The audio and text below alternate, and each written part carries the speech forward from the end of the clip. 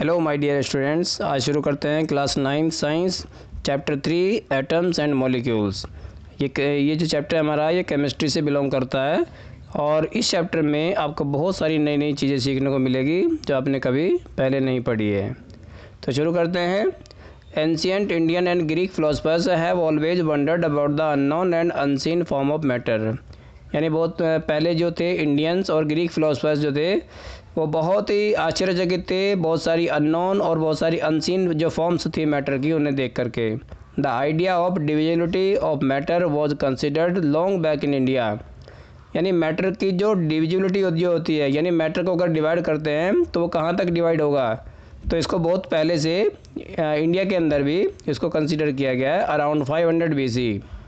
And Indian philosophers Maharshi Kanad postulated that if we go on dividing matter को उन्होंने पदार्थ नाम दिया, हिंदी में इसको पदार्थ भी कहते हैं। we shall get smaller and smaller particles। तो महर्षि कनाद ने क्या कहा था कि अगर हम मैटर को डिवाइड करें, छोटे छोटे टुकड़ों में उसको बांटें, तो क्या होता है वो बहुत छोटे और छोटे पार्टिकल्स में बढ़ते चले जाते हैं। Ultimately a time will come, और एक समय ऐसा आता है अगर इसको हम डिवाइड करते जाएं तो एक समय ऐसा आएगा कि when we shall come across the smallest particles beyond which further division will not be possible. जिस पार्टिकल्स को हम और आगे डिवाइड नहीं कर सकते, यानी स्मॉलेस्ट पार्टिकल हो जाएगा वो। ही नेम्ड दीज पार्टिकल्स परमाणु। उन्होंने इन पार्टिकल्स को क्या नाम दिया? परमाणु नाम दिया। Another Indian philosopher Pakudha Katyayana elaborated this doctrine and said that these particles normally exist in a compound form which gives us various forms of matter। और ये छोटे छोटे पार्टिकल जो होते हैं क्या बनाते हैं? मैटर की अलग अलग फॉर्म्स बनाते हैं। Around the same era ancient Greek philosophers Democritus and Leucippus, ये दो साइंटिस्ट थे जिन्होंने क्या सजेस्ट किया था? That if we go on dividing matter a stage will come when particles obtained cannot be divided further। यानी एक स्टेज ऐसी आती है जब आगे पार्टिकल जो मैटर जो होता है और छोटे पार्टिकल्स में डिवाइड नहीं हो सकता। Democritus called these individual particles atoms, meaning individual. यानी उनको एटम उन्होंने नाम दिया जिसका मतलब होता है इंडिविजुअल, ये जिसको हम आगे और डिवाइड नहीं कर सकते। All these was based on physiological consideration and not much experiment work to validate these ideas could be done till the 18th century। तो 18th century तक उस पर कोई ज़्यादा काम नहीं हुआ। by the end of 18th century के अंत तक scientist recognize the difference between elements and compounds। 18th century के लास्ट तक एलिमेंट्स और कंपाउंड जो होता है उनके बीच का जो डिफरेंस होता है कि एलिमेंट क्या होते हैं और कंपाउंड्स क्या होते हैं, उनके डिफरेंस को जाना। And naturally become interested and finding out how and why elements combine and what happens when they combine. कि वो प्राकृतिक रूप से यानी नेचुरली वो किस तरीके से आपस में कंबाइन होते हैं और कंबाइन होने के बाद में वो कौन कौन सी फॉर्म बनाते हैं।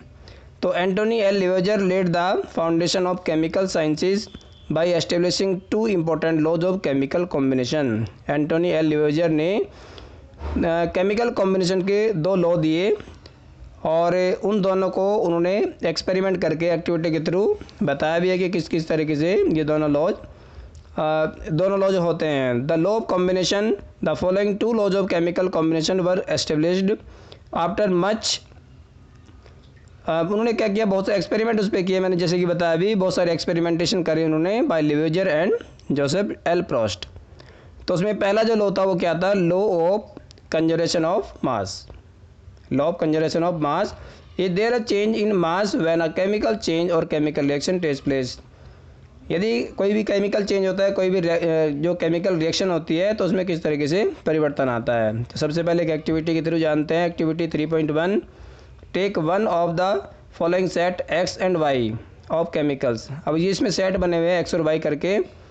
जैसे में कॉपर सल्फेट हो गया, सोडियम कार्बोनेट एक सेट ये हो गया, दूसरा हो गया बेरियम क्लोराइड या और बेरियम सल्फेट, तीसरा हो गया लेड नाइट्रेट और sodium chloride. Prepare separately 5% solution of any one pair of substance. उनमें से कोई भी एक पेयर लेकर के 5% का सोल्यूशन बनाएं। Listed under X and Y in water. X और वाई अलग अलग करके उसको वाटर मेलन का सॉल्यूशन बनाएं। Take a little amount of solution of Y in a conical flask, और वाई जो एक कॉनिकल फ्लास्क है जिसके अंदर जो वाई सॉल्यूशन है उसको रखा, and some solution of X in an ignition tube, और उसी के अंदर एक ट्यूब रखी। जिस तरीके से आप ये पूरे सेटअप में देख सकते हैं, यहाँ पे ये एक फ्लास्क है, फ्लास्क के अंदर कौन सा सॉल्यूशन है, वाई सॉल्यूशन है, और जो इग्निशन ट्यूब है उसके अंदर एक्स सॉल्यूशन है, और ये हो गया पूरा क्या, कॉनिकल फ्लास्क। कॉनिकल इस तरीके से होता है, और थ्रेड उसके ऊपर बंधा हुआ है, क्योंकि थ्रेड से किसको बांधा हुआ है, थ्रेड से जो स्मॉल जो इग्निशन ट्यूब है, स्मॉल इग्निशन ट्यूब को ऊपर उसे कॉर्क के साथ में उस धागे को उसे अटैच कर दिया गया। सबसे ऊपर आप देख रहे हैं कॉर्क लगी हुई है। कॉर्क इसलिए लगी होती है ताकि रिएक्शन के बाद जो गैस बनती है इसके अंदर वो गैस बाहर ना निकले। तो इसके बाद क्या आता है, hang the ignition tube. Ignition tube को क्या कर देते हैं, हैंग कर देते हैं in the flask carefully, see that the solution do not get mixed, जिससे सॉल्यूशन जो होता है वो मिक्सड ना हो। Put a cork on the flask, flask के ऊपर एक कॉर्क भी लगा देते हैं सबसे ऊपर। और इस तरीके से ये पूरा सेटअप हो गया है। ये पूरा सेटअप होने के बाद अब इस पर देखते हैं कि किस तरीके से केमिकल रिएक्शन होती है।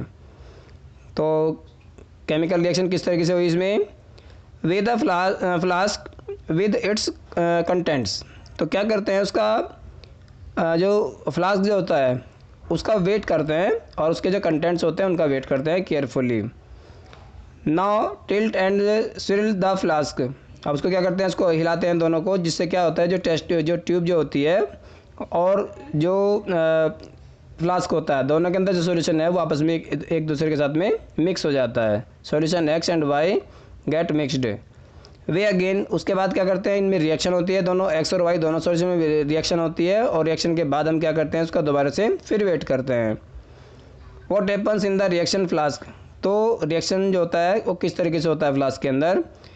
Do you think that a chemical reaction has taken place. और आपने क्या देखा उसके अंदर, क्या उसके अंदर एक केमिकल रिएक्शन होती है। Why should be put a cork on the mouth of the flask. Flask के मुंह पर क्या लगाते हैं, कॉर्क लगाते हैं। Does the mass of the flask and it's contents change. क्या जो फ्लास्क का जो मास था और जो कंटेंट जो होता है उसके अंदर, क्या उसका मास चेंज होता है। Law of conservation of mass states that mass can neither be created not destroyed in the chemical reaction. तो law of conservation of mass हमें क्या बताता है कि किसी भी केमिकल रिएक्शन में मास ना तो क्रिएट होता ना ही डिस्ट्रॉय होता। सेकंड आता है लॉ ऑफ कांस्टेंट प्रोपोर्शन। पहला क्या था, लॉ ऑफ कांस्टेंट प्रोपोर्शन।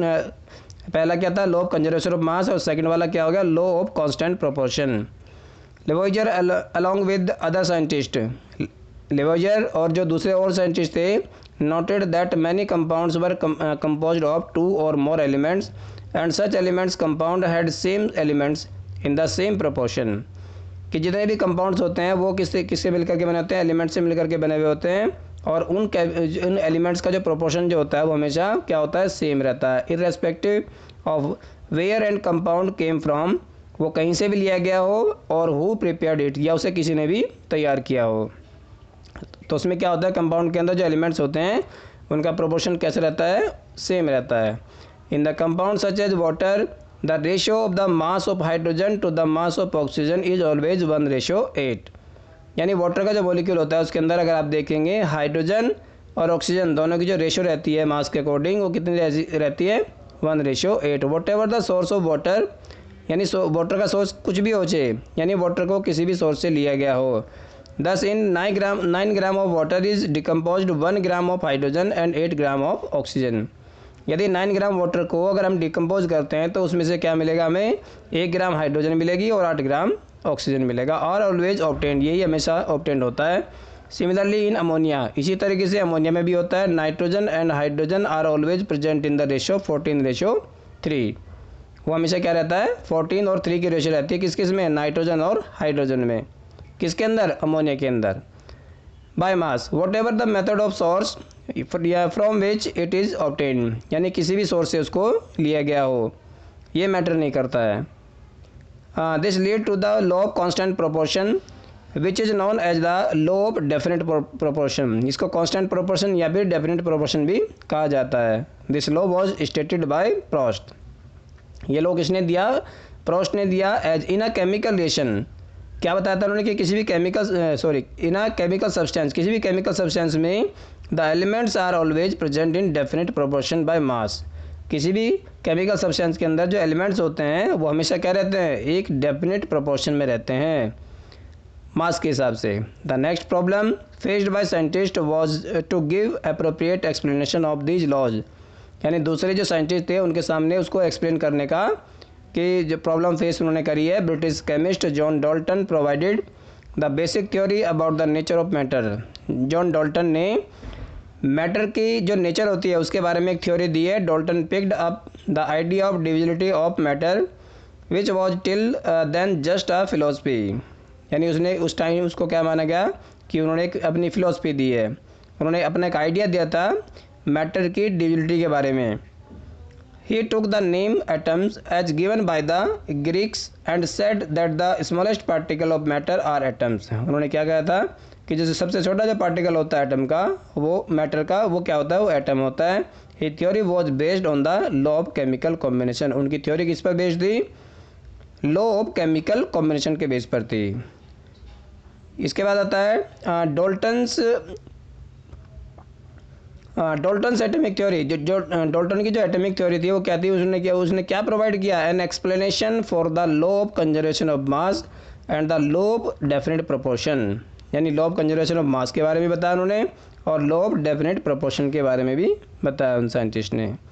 तो according to the Dalton's atomic theory, Dalton ने जो अपनी एटॉमिक थ्योरी दी थी, all matter whether an element a compound or a mixture is composed of small particles called atoms. उन्होंने क्या कहा था अपनी थ्योरी में कि जितने भी जो एलिमेंट्स, जितने भी मैटर्स होते हैं, एलिमेंट और अ कंपाउंड या मिक्सचर, और a mixture is composed of small particle, या तो जो एलिमेंट हो या कोई कंपाउंड हो या कोई भी मिक्सचर जो होता है वो छोटे छोटे पार्टिकल से मिलकर के बना होता है, जिनको एटम्स कहते हैं। The postulates of theory of this theory may be stated as follows. उन्होंने कुछ चीज़ें बताई थी। All matter is made up of very tiny particles called atoms, कि जितने भी मैटर होते हैं सभी छोटे छोटे पार्टिकल से मिलकर के बने हुए होते हैं और उन पार्टिकल्स को एटम कहते हैं। Atoms are individual particles which can not be created or destroyed in a chemical reaction, कि एटम जो होते हैं इंडिविजुअल पार्टिकल्स होते हैं जिनको ना तो क्रिएट किया जा सकता है ना ही डिस्ट्रॉय किया जा सकता है किसी भी केमिकल रिएक्शन में। थर्ड पॉइंट था atoms of a given element are identical in mass and chemical properties, कि जो भी एटम्स होते हैं किसी भी गिवन एलिमेंट के, उनके जो मास और जो केमिकल प्रॉपर्टीज होती है वो आइडेंटिकल होती है, मतलब उनको पहचाना जा सकता है कि ये एक ही एलिमेंट का मास है, उसी एलिमेंट के जितने भी एटम्स होते हैं सबका मास भी सेम रहेगा और उनकी केमिकल प्रॉपर्टीज भी एक जैसी रहेगी। फोर्थ नंबर पे था atoms of different elements have different masses and chemical properties, जो अलग अलग एलिमेंट्स होते हैं उनके एटम्स का, उनके जो मासेज होते हैं वो भी डिफरेंट होते हैं और उनकी जो केमिकल प्रॉपर्टीज होती है वो भी डिफरेंट होती है। Number 5 atoms combine in the ratio of small whole numbers to form compounds. Atom जब भी कंबाइन होते हैं, जब भी जुड़ते हैं आपस में, in the ratio of small whole numbers, वो छोटे होल नंबर्स में होते हैं, टू फॉर्म कंपाउंड, जब वो कंपाउंड बनाते हैं। The relative number of kind of atoms are constant in a given compound. और सबसे लास्ट में उन्होंने बताया था कि जो रिलेटिव नंबर जो होती है या काइंड ऑफ एटम जो होता है वो क्या होता है, कांस्टेंट होता है किसी भी गिवन कंपाउंड के अंदर, वो कभी भी चेंज नहीं होता। You will study in the next chapter that all atoms are made up of still smaller particles. इससे अगले चैप्टर में भी, जो चैप्टर 4 है, उसमें भी ये जानेंगे कि जो एटम्स जो होते हैं वो छोटे छोटे पार्टिकल से मिल करके बना हुआ होता है और उन पार्टिकल्स को क्या कहते हैं, क्योंकि यहाँ जो इसके जो अंदर के पार्टिकल होते हैं एटम के, उनके बारे में स्टडी चैप्टर 3 में नहीं होगी, चैप्टर 4 में उसके बारे में बताया जाएगा। तो अभी जान लेते हैं कि एटम क्या है। What is an atom? Have you ever observed a mason building walls from these walls a room and then a collection of rooms to form a building. अब देखिए कितनी अच्छी बात बताई है इसमें कि जो मैसन जो होता है, एक मिस्त्री जो होता है, क्या करता है, एक बिल्डिंग बनाता है, पहले बिल्डिंग की दीवार बनाता है और ये जो दीवार होती है उनसे फिर क्या बनता है, रूम बनते हैं। Then a collection of room, जब बहुत सारे रूम बन जाते हैं तो क्या बन जाती है, पूरी बिल्डिंग बन जाती है। तो उसी तरीके से एटम को इन्होंने एक्सप्लेन करने की कोशिश करी है कि what is the building block of huge building. ये जो पूरी बिल्डिंग है उसका बिल्डिंग ब्लॉक क्या है, यानी वो क्या होती है, ब्रिक होती है, ईंट जो होती है ना, उनसे मिल करके क्या बनती है, वॉल खड़ी हो जाती है और उन वॉल से रूम्स बनते हैं और उन रूम से क्या होता है, पूरी बिल्डिंग बन जाती है। तो what about the building block of an anthill? It is the smallest grain of sand.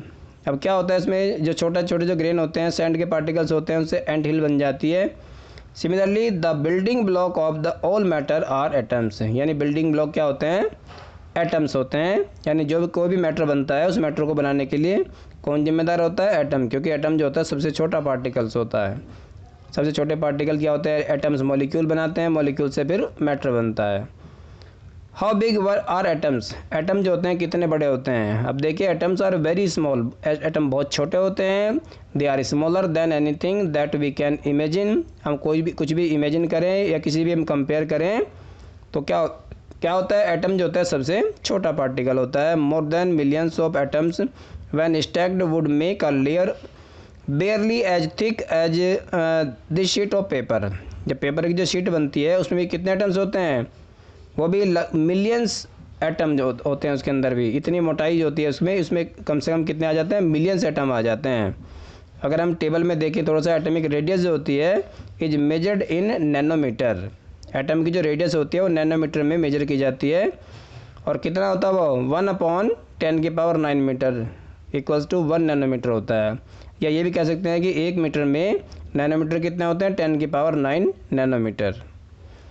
और जो एटम का जो साइज़ होता है वो उसकी रेडियस पे डिपेंड करता है। रेडियस बड़ी होगी तो एटम का साइज़ भी बड़ा होगा, और रेडियस छोटी होगी तो एटम का साइज़ भी छोटा हो जाएगा। जैसे देखिए यहाँ पे एटम ऑफ हाइड्रोजन, अगर हाइड्रोजन के एटम की बात करते हैं तो उसकी रेडियस क्या होती है, ये मीटर में दी हुई है 10⁻⁻10। मॉलिक्यूल ऑफ वाटर, वाटर के मॉलिक्यूल की बात करते हैं तो 10⁻⁹ मीटर होता है। मॉलिक्यूल ऑफ हीमोग्लोबिन 10⁻⁸ होता है। ग्रेन ऑफ सैंड 10⁻⁴ होता है। एंट का क्या होता है, 10⁻⁻2 मीटर। और वाटरमेलन जो होता है उसकी रेडियस कितनी होती है, 10⁻⁻1 मीटर। तो ये बहुत ही छोटा साइज़ होता है। तो इस तरीके से आप देख सकते हैं कि एटम जो होता है कितना छोटा होता है। तो यहाँ से देखा आपने कि एटम कितने छोटे होते हैं। इतना छोटा होने के बावजूद भी क्या करता है, वो एक मैटर को फॉर्म कर देता है। We might think that if atoms are so insignificant in size why should we care about them. अगर वो इतना छोटा होता है तो उसकी हमें केयर क्यों करनी चाहिए। This is because our entire world is made up of atoms. इसलिए क्योंकि पूरा जो वर्ल्ड होता है, पूरा जो संसार है वो सिर्फ किससे बना हुआ है, एटम से मिलकर के ही बना हुआ है। We may not be able to see them, उसको हम देख नहीं सकते हैं, but they are and constantly affecting whatever we do. लेकिन वो उस सबको अफेक्ट करता है जो भी हम करते हैं। Through modern techniques we can now produce magnified images of surfaces of elements showing atoms. यानी कुछ मैग्नीफाइड इमेजेस जो होती है उनके थ्रू हम देख सकते हैं कि एटम जो होता है किस तरीके से उसको हम देख पाते हैं, उसकी स्ट्रक्चर जो होती है, जो मैग्नीफाइड इमेजेस जो होती है। इसके बाद देखते हैं what are the modern day symbols of atoms of different elements. यानी जब एलिमेंट की बात करते हैं तो हम उनके सिंबल्स की भी बात करते हैं। तो आज सिंबल का किस तरीके से यूज़ करते हैं, और जो बहुत पहले जब स्टार्टिंग में जब एलिमेंट आए थे, एलिमेंट का इसकी डिस्कवरी हुई थी तो उसको किस किस तरीके से सिंबल दिए गए थे, किन किन सिंबल से हम उनको स्टार्टिंग में सोचा था कि इस तरह का सिंबल इसको दे सकते हैं। तो Dalton was the first scientist, Dalton सबसे पहले साइंटिस्ट थे to use the symbols of elements in very specific sense. बहुत ही स्पेसिफिक सेंस में उन्होंने एलिमेंट्स को सिंबल देने की कोशिश करी है। When he used to symbol for an element he also meant a definite quantity of the element. तो उन्होंने क्या देखा, उस एलिमेंट की पहले क्वांटिटी देखी, और क्वांटिटी देखने के बाद उसने उसको सिंबल दिया। That is one atom of that element.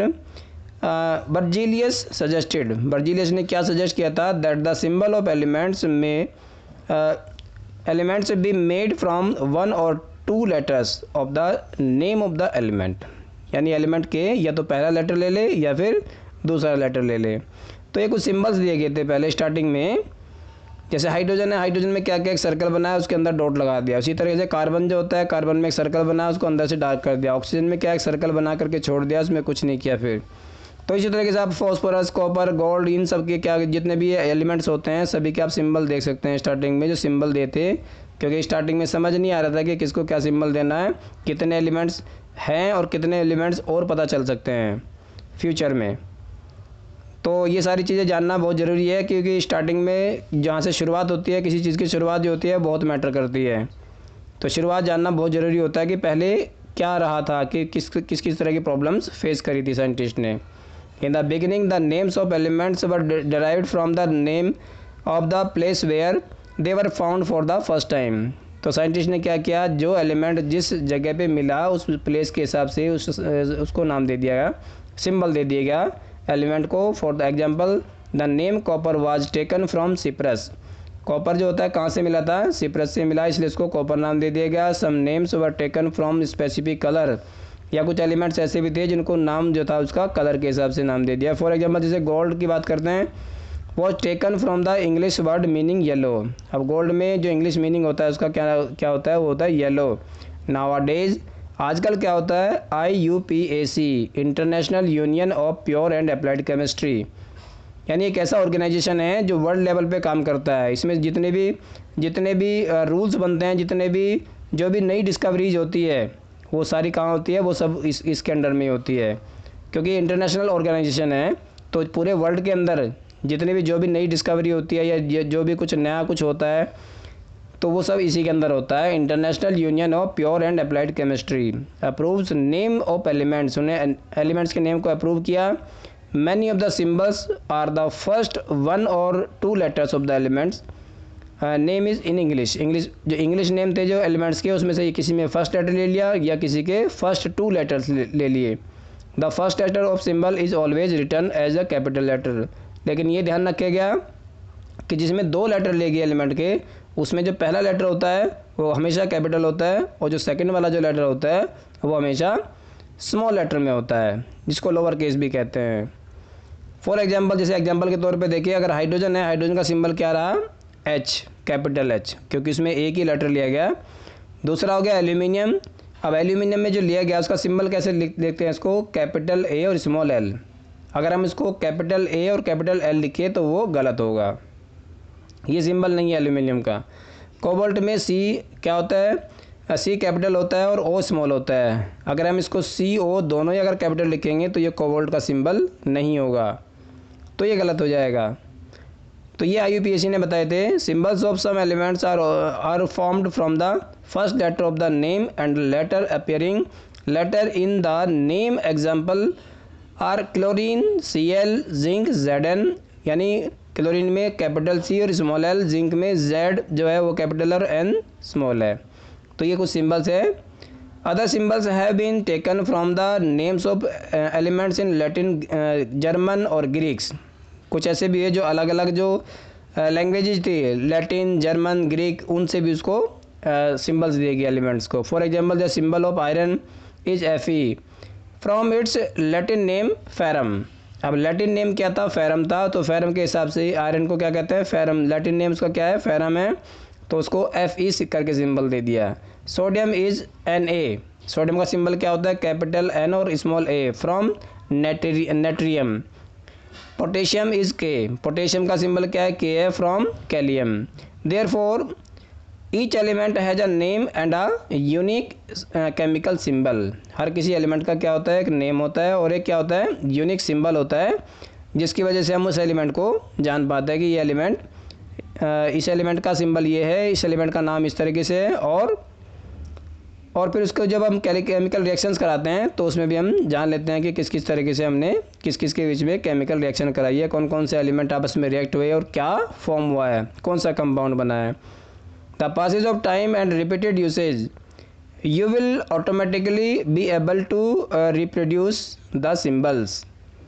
यानी जैसे जैसे टाइम गुजरता गया तो उसमें क्या होता गया, you will automatically be able to reproduce the symbols। धीरे धीरे उन सिम्बल्स के बारे में हम रूबरू होते गए, जानते गए हम कि ये सिम्बल्स क्या होते हैं, किस एलिमेंट का ये सिंबल है और किस किस तरीके से ये एलिमेंट जो होता है आपस में रिएक्ट करते हैं और क्या क्या फॉर्म करते हैं। यानी इसी एलिमेंट के मिलने से, कंबाइन होने से ये वाला कंपाउंड फॉर्म हुआ। तो आज की मेरी इस वीडियो में सिर्फ इतना ही था। आगे के वीडियो देखने के लिए मेरे चैनल में मेरे साथ बने रहिए।